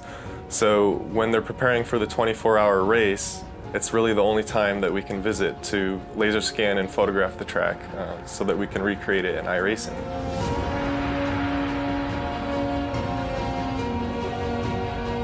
We work closely with the ACO to get essentially exclusive access to the facility and everything that we needed to get the laser scanning and photographic reference that we need to create the track.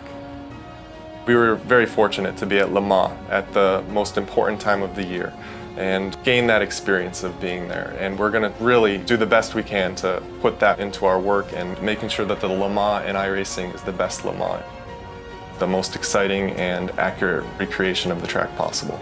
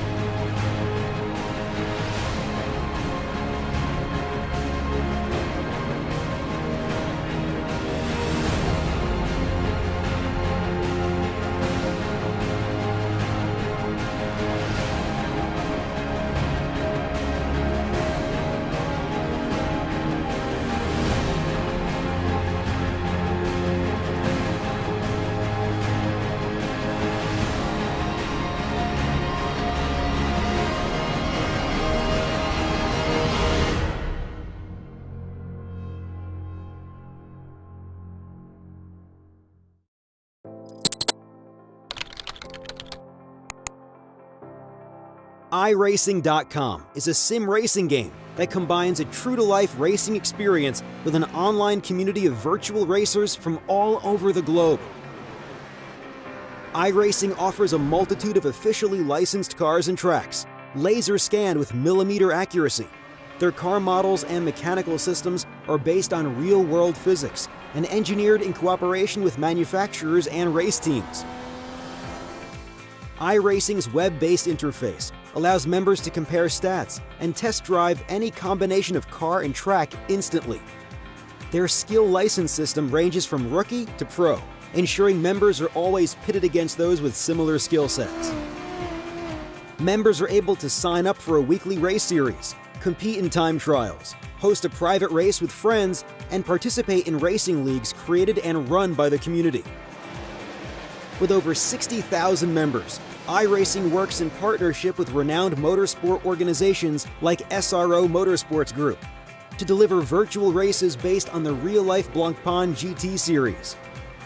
iRacing's Blancpain Endurance Series features team racing, giving members the ability to build a team and participate in races ranging from 3 hours to 24 hours.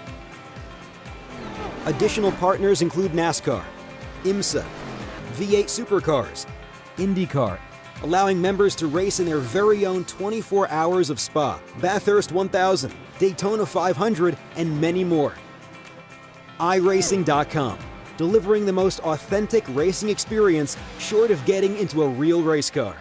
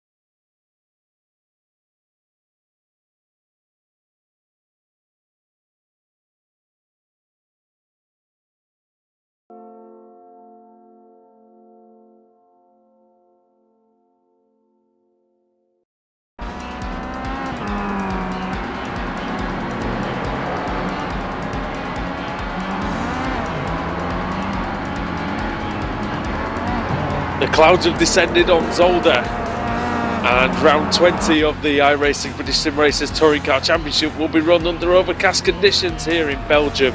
Andrew Woodhouse, Adam Bath, Alex Simpson with you, and Alex, we're just going to play this video again because we showed earlier on in the night Stelly and Chepalevsky in the cold conditions, because this is what these guys are going to have to deal with. Chepalevsky himself has made the video and he's not here. No, not at all. It's, I think we're going to need to rewind it back. Here we go. So yeah, this is what the driver's going to have to deal with now. We've got these same overcast conditions, and again, from earlier on, as we showed, just look at how tricky the rear end is. I mean, remember, these are front-wheel drive cars, and the rear end is that tasty. So, you know, these drivers are going to have an absolute handful. I think we're probably going to be in for our third safety car of the night, maybe. I'd be gobsmacked if we don't get it. We've got just a couple of minutes, and drivers are getting used to it, frantically adjusting their setups and whatnot right now. In practice. But yeah, because obviously, just bang a load more rear wing on there, try and keep that car settled down. But of course, the car has so much more grip after the first lap. Just look again, just as Stillion fights the car, and you can imagine what that's going to be like with 30-odd other cars going around this circuit as well. So under braking, everything. So yeah, this first lap, I'll be amazed if we don't see anything. Just this is a bit of a pre-show of what we're about to get on this first lap. We won't go on board with any drivers there, but still, such a tricky car. You just cannot emphasize how tricky it is on these, these cold conditions until the pressures and temperatures build up to their optimal areas. But yeah, we'll just watch this lap finish out with Stillion here. He's just coming up to the final chicane. You'll see about the final chicane, the pressures have sort of equalized somewhat, and yeah, he turns in okay. First time he doesn't have to counter steer really in the entire lap. And Alex,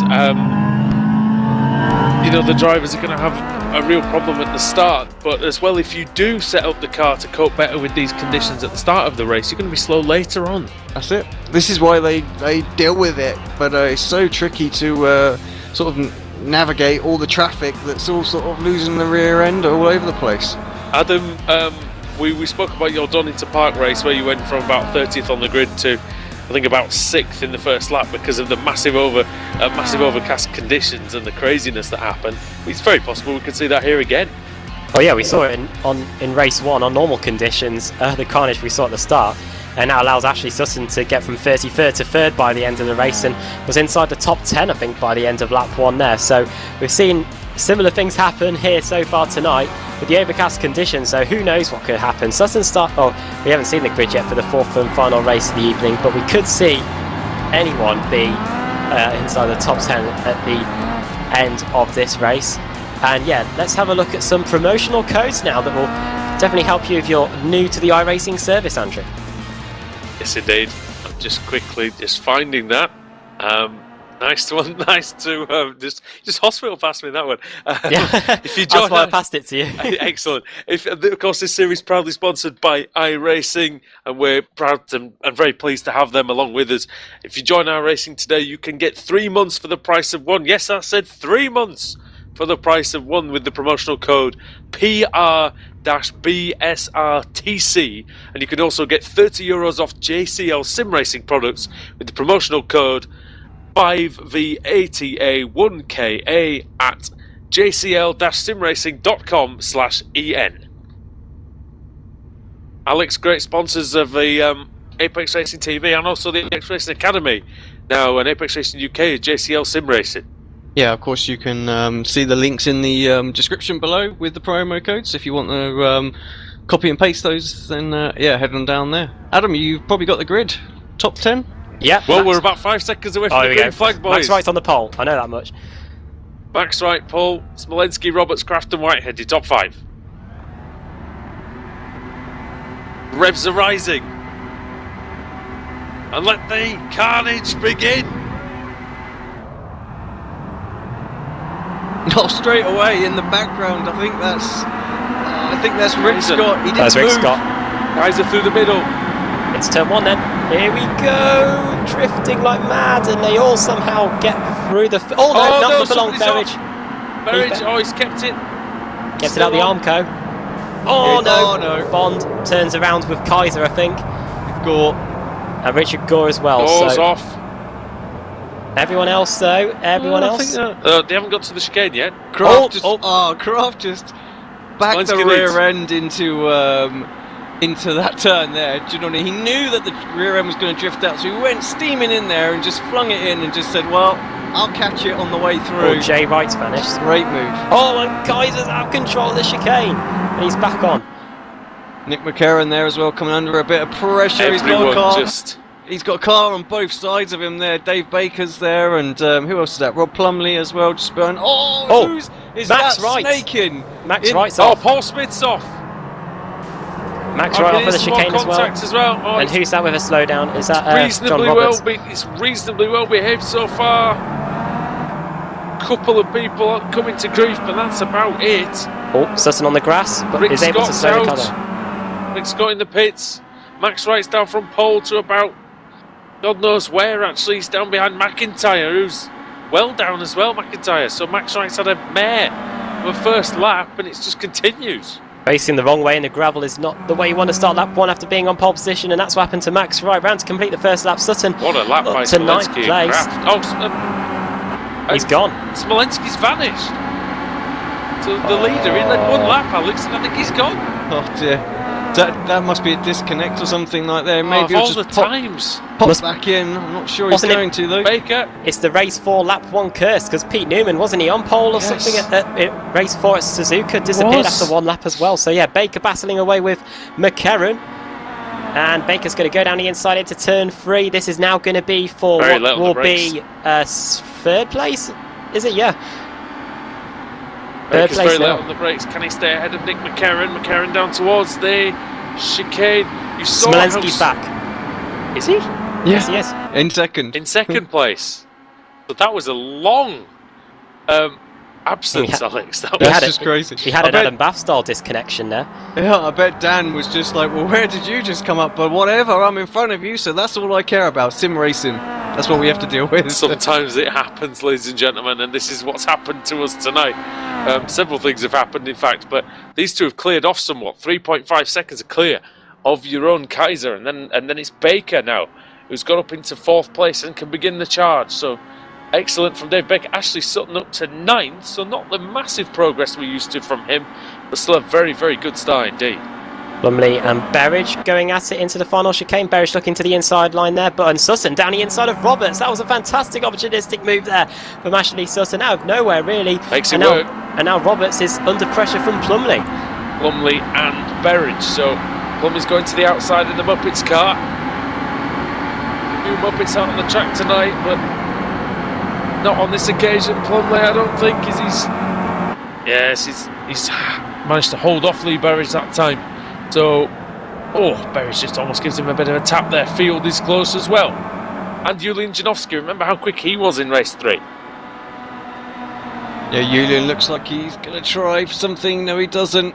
And Plumley up the inside of Berridge. that was Berridge Berridge. holding it round the outside. That was a great move, actually. He Berridge just on the outside, yeah. carried so much speed through there as well. And actually, Plumley has got filled on his inside. Oh, he gets also Plumley gets a little tap from behind. Everybody checks up through the chicane there. Did anyone go over the chicane that time? No, I don't think so. So, lucky for them. Down into the second chicane. Richard Gore and Rob Graham as well, side by side. Going into the second of the chicane. Graham back in the car into that corner as well. You can see the rear end just drifting in there. So there's still very, very cold out there at the moment. Still struggling, those tyre pressures not really coming up, not equalising.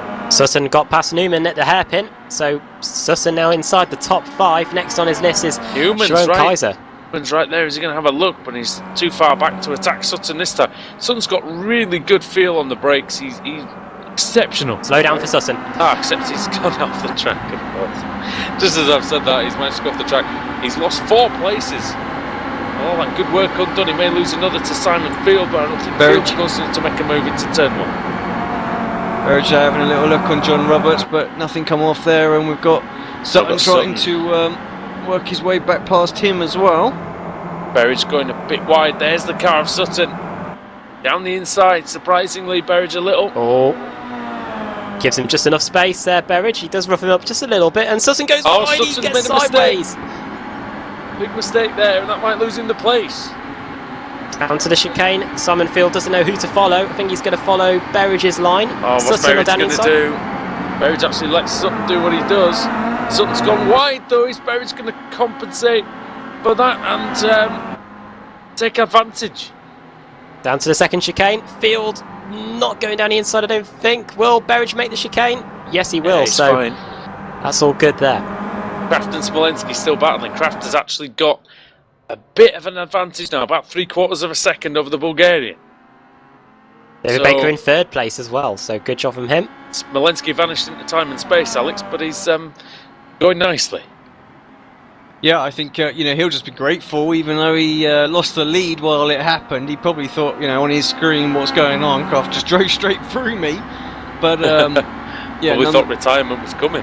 Yeah, nonetheless, he'll just be happy that he just didn't get disconnected completely. But it's Kraft that keeps banging in the fastest laps of the race, pulled away 1/10 of a second again, so gap up to 8/10 of a second. Sorry, and yeah, if he can carry on edging away, he's going to break that slipstream as well. Susson's fight back continues. He's just gone down the inside of John Roberts, but Roberts isn't giving in just yet.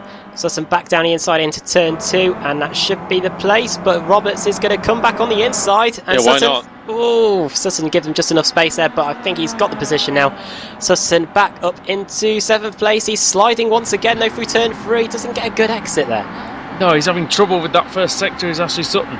Great action all night in the iRacing British Sim Racers Touring Car Championship.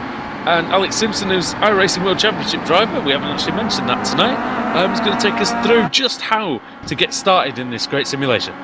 Yeah, really dead simple. Head on over to iRacing.com and use the promo code that's down in the bottom of the description. You can get yourself 3 months of membership for the price of 1.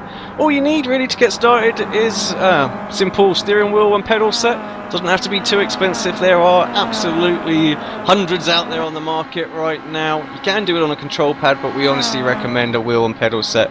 And you just need a PC that's got a reasonable graphics card in there and a decent monitor, and you can get yourself up and racing in no time. Get yourself promoted all the way from rookie all the way up to pro, and the way the system works is that you're constantly racing against people of your own ability out there as well. So as you progress your skill level, you'll come up against stiffer competition as well. So it's great series to great simulator to get up and running in. And wow, there goes! Wow, look at that!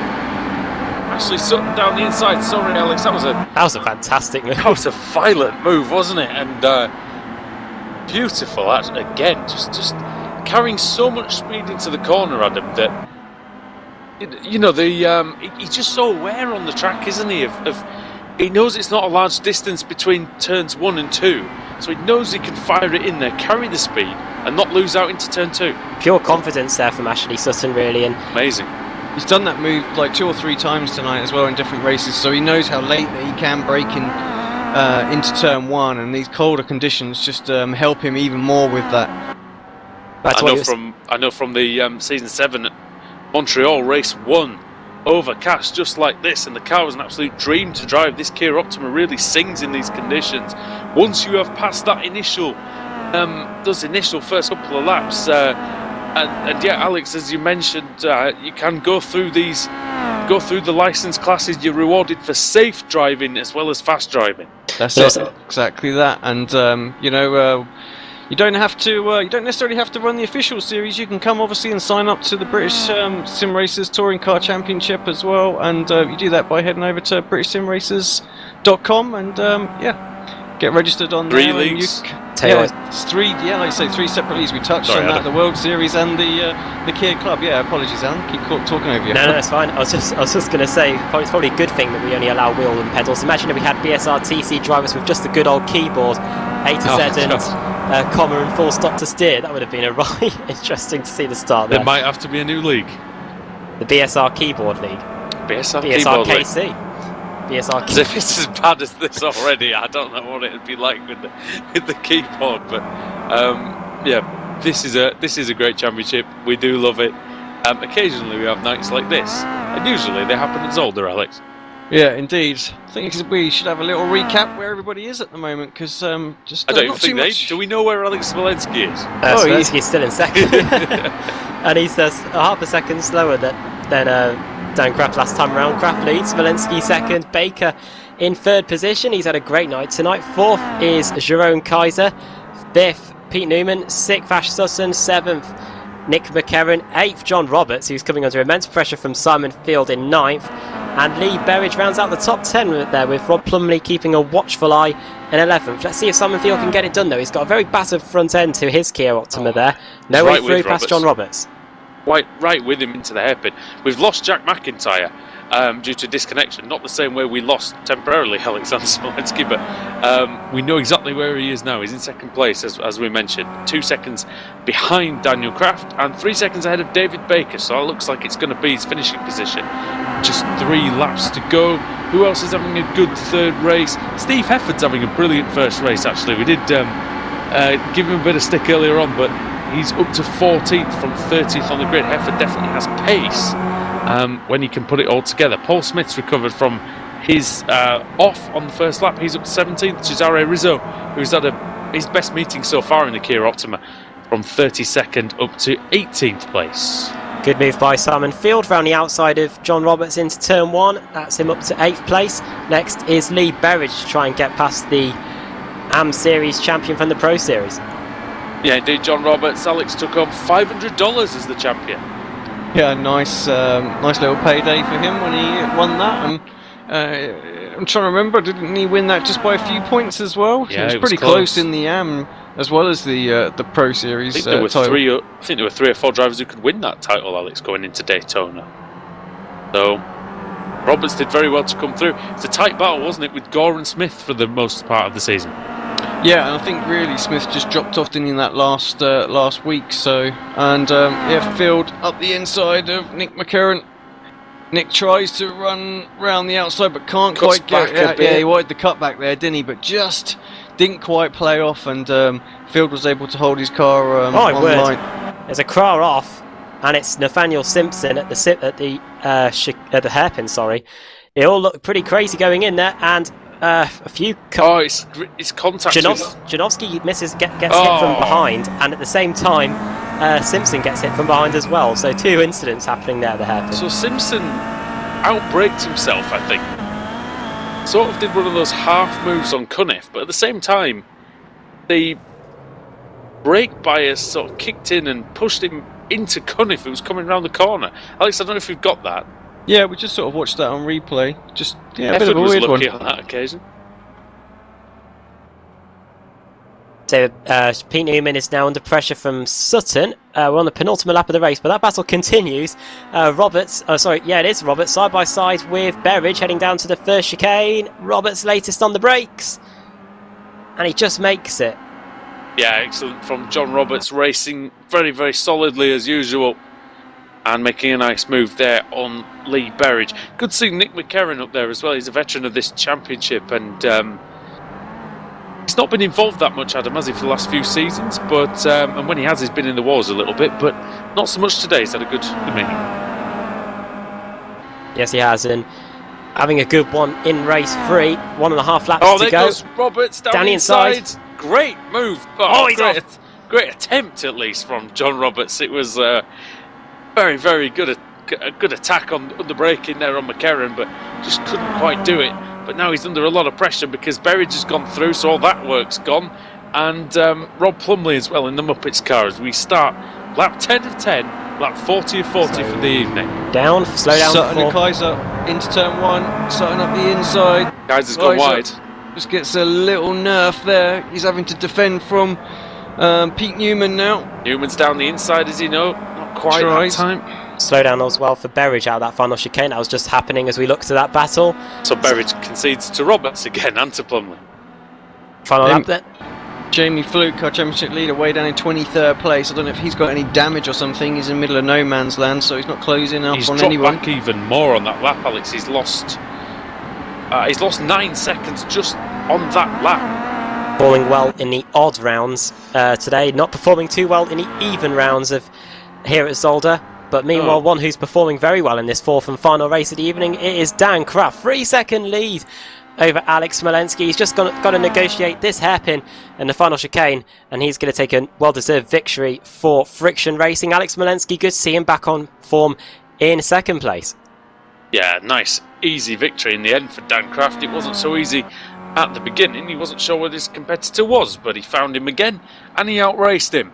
And Daniel Kraft comes through the final chicane to take round 20 of the iRacing British Sim Racers Touring Car Championship in style from Alexander Smolensky. And then on the podium, yet again, is going to be Dave Baker. He likes to finish in the top 10. that's done it so often, and there he is again coming through in third place. Jeroen Kaiser lost out to Ash Sutton on the final lap. Sutton fourth, another fantastic meeting. Third, first, fourth, and I'm not sure what happened to him. I can't remember where he finished in race 3. Very good meeting nevertheless. And Simon Field in 7th with Nick McCarron 8th, John Roberts 9th, and Rob Plumley in 10th. And are they still going near the back?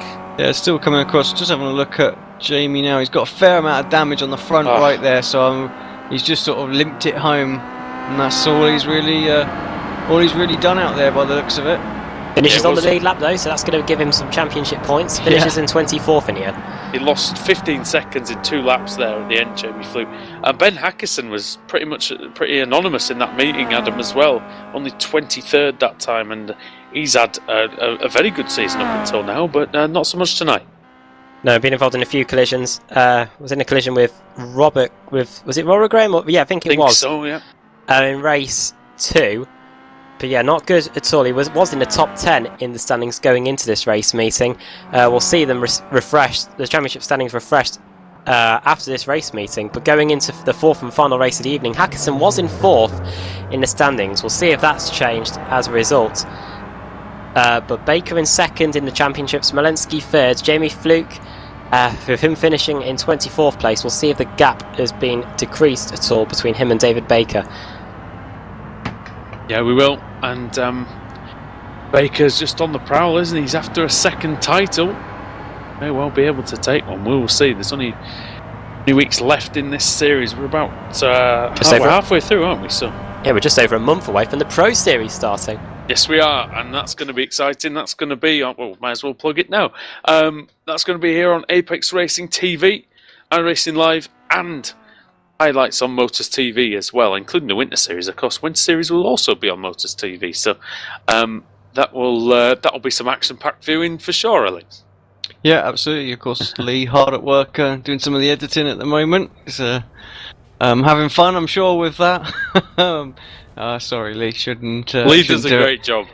He's having some internet problems at the moment as well, which is stopping him from doing some of his work. So he's getting a little frustrated with it all at the moment. But I'm sure once we get it all up and running, it's going to be fine. But yeah, it's such a major job, and we don't give those guys, himself and Alex Marshall, enough of a shout out actually on these broadcasts, because it just would not happen without those two. So we appreciate all their hard work.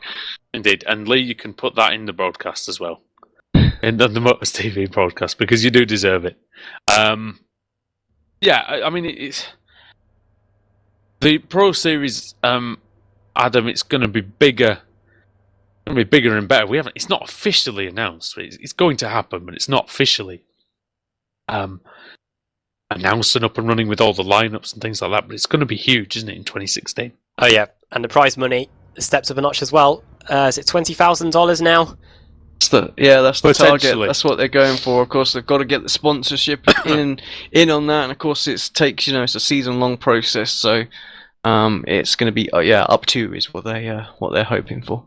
It's going to be more than last season, which of course was a world-leading $10,000, because of course for a private league, the highest prize fund of any league on iRacing. So amazing! Congratulations to the organisation team. And we were in Sim Racer magazine last week. Of course we were. We had a several-page article, didn't we, about the history of the BSRTC, and that was written by Sean over at Eclectic Grounds. So thanks, Sean, for that.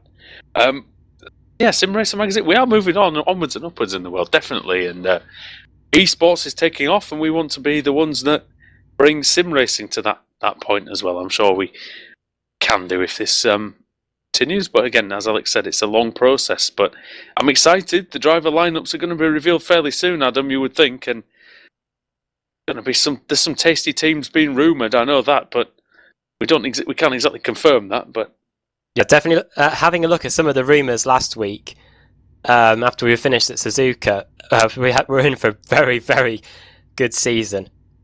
The best of the best will be competing, Alex, and that's what it's all about, playing for the big money. Yeah, absolutely. I'm looking forward to calling the action and seeing how it's all going to play out. So slight changes to rules and everything else like that. We'll bring you that information when we know it, and yeah, it's gonna be good. Indeed. What do we want to do, Alex? Have you got any? Well, no one's come. Any time left, or are we just we'll just have to call it, I guess then. Yeah, well, no one's come for an interview, so I guess we'll wrap it up. Where are we heading to next week? Let's have a look. I forgot. You mentioned it earlier. I was having a look earlier. I'll just scroll Phoenix. back to Phoenix Oval. Oval course, is it? Oval, yes, Phoenix Oval. Well, we're going to let these guys loose on the oval, so that should be very interesting. Phoenix, though, Alex, we've raced there many times and had good success there. It's a great circuit, isn't it? Oh, it's a great circuit. I wonder if it's going to be with or without the dogleg enabled as well. That'll make it more interesting as well. If they enable that, we could have a repeat of tonight. I tell you, just. But it's definitely a unique track, isn't it, in that respect? Oh, it was no others like it. I mean, you can afford to take the dogleg. Of course, it makes the exit off of.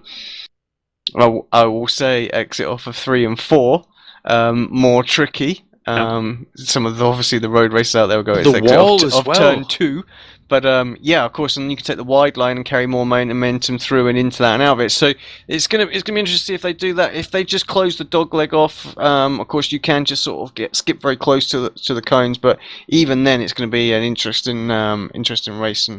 And yeah, don't underestimate the excitement that comes from these oval races. Actually, it's good fun, and yeah, it breaks it up quite nicely in the series. Just to throw that in there, and of course, there's going to be a couple in the Pro Series as well, I believe. So that's what we had last season, wasn't it? A couple oval races. It was good fun. And turn 1 is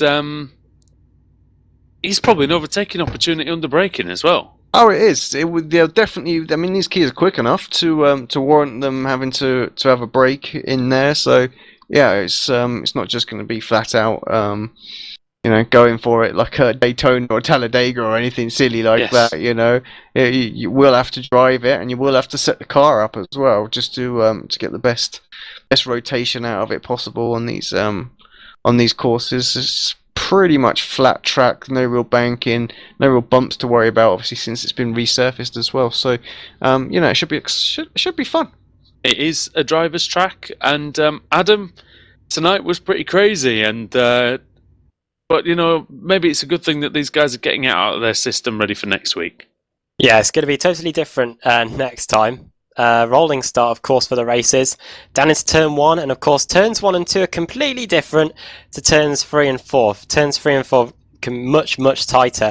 And then, of course, the big debate on where we're going to have the dogleg section as well. So many changes for the drivers to try and get themselves acquainted with when we head to the Oval next week.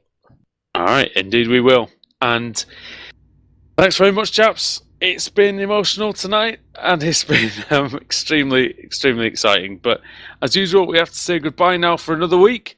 So from Circuit Zolder in Belgium, and from Apex Racing TV, iRacing Live, and Motors TV, we will see you next week as we'll go racing on the Oval in Phoenix.